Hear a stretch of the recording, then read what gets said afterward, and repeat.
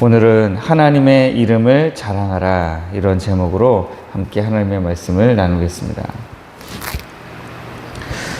오늘 본문 말씀에 나타나는 배경이 중요하잖아요. 이 시를 왜 이렇게 지었는가.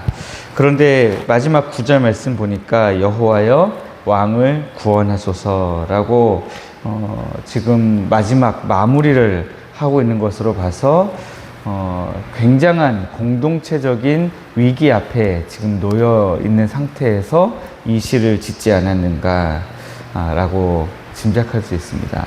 또 더군다나 7절 말씀을 보니까 병거, 말을 의지하여서 이제 도발해오고 있는 대적들이 있었다라고 하는 것까지 우리가 볼 수 있습니다. 그럼 전쟁을 앞두고 이스라엘 백성들은 무엇을 하면 좋으냐? 칼을 벼르고 병력을 점검하고 그렇게 먼저 하면 좋겠죠. 전쟁을 일으키려고 오는 대적들이 있다면 나도 그에 상응하는 전쟁을 준비하면서 동시에 하나님께 구하면 좋겠잖아요. 그죠?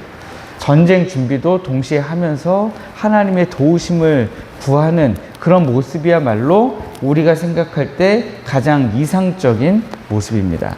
그런데 오늘 이 말씀을 보면 이스라엘 백성들은 그런 전쟁의 위기 앞에서 지금 전쟁을 준비하면서 기도하는 것이 아니라 전쟁 준비는 안 하고 기도만 하고 있는 그런 모습을 우리가 볼 수 있습니다. 사람의 눈으로 볼 때는 좀 잘 안 맞죠. 예. 사람의 눈으로 볼 때는 적들은 병거의 수를 세고 군인의 숫자를 세면서 전열을 정비하고 있는데 하나님의 백성들이라고 하는 사람들은 성소에 모여서 하나님 앞에 기도하고 제사를 드리고 있으니까 이게 뭔가 이쪽과 저쪽이 잘 안 맞는 것처럼 보입니다.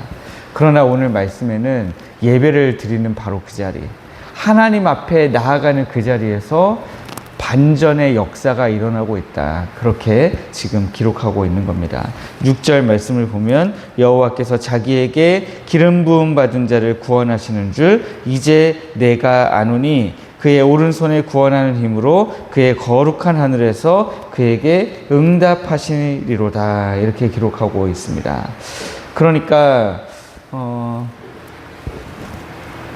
지금 이 시를 기록하고 있는 다윗도 그렇고 이 시를 함께 따라 부르고 있는 이스라엘 공동체도 그렇고 하나님께서 구원하시는 줄을 안다라는 거예요.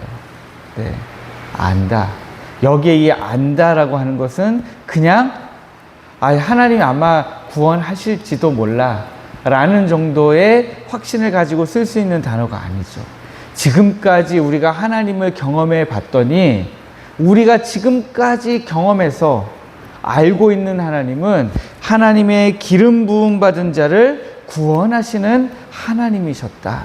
그 사실을 내가 뼈저리게 내 삶으로 알고 있다라고 하는 그런 고백과 확신이죠.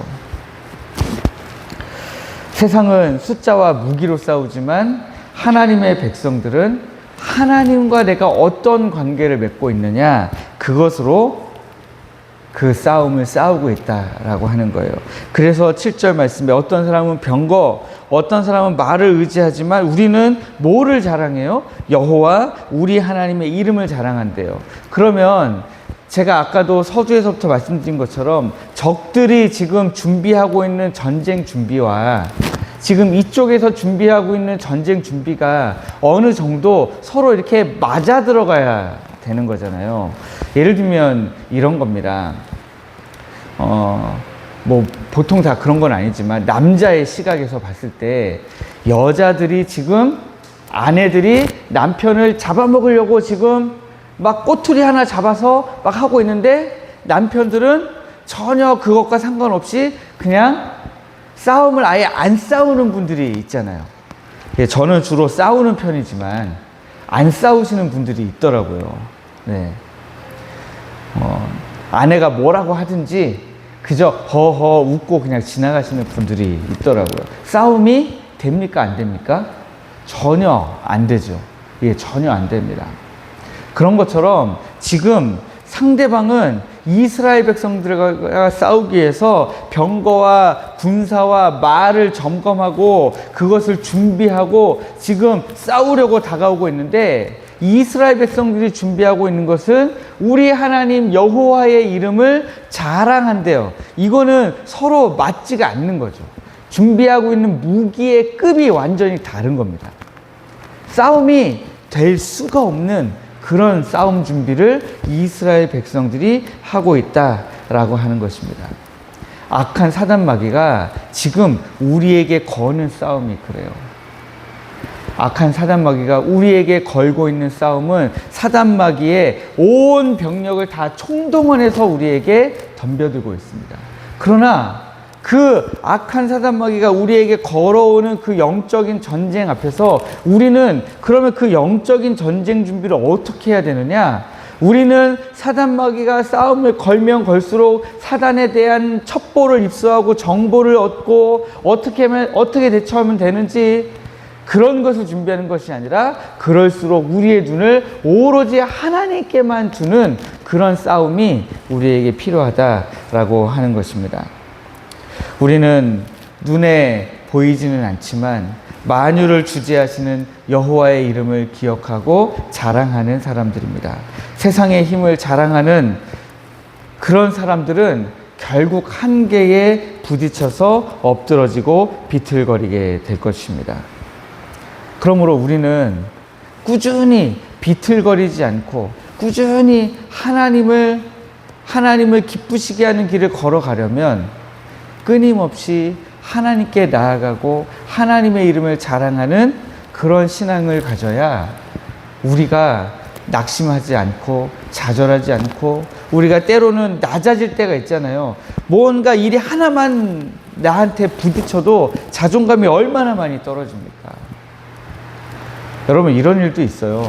제가 설교를 아무리 잘해놔도요, 설교를 진짜 멋있게 준비해놨어요. 제가 준비하고 읽고 나서도, 야, 이번 설교는 진짜 설교문 하나는 끝내주게 준비했다, 이럴 때가 있거든요. 그런데 정말 이 설교랑 완전히 다른 외적인 일이 저한테 하나만 제 마음에 탁 걸리잖아요.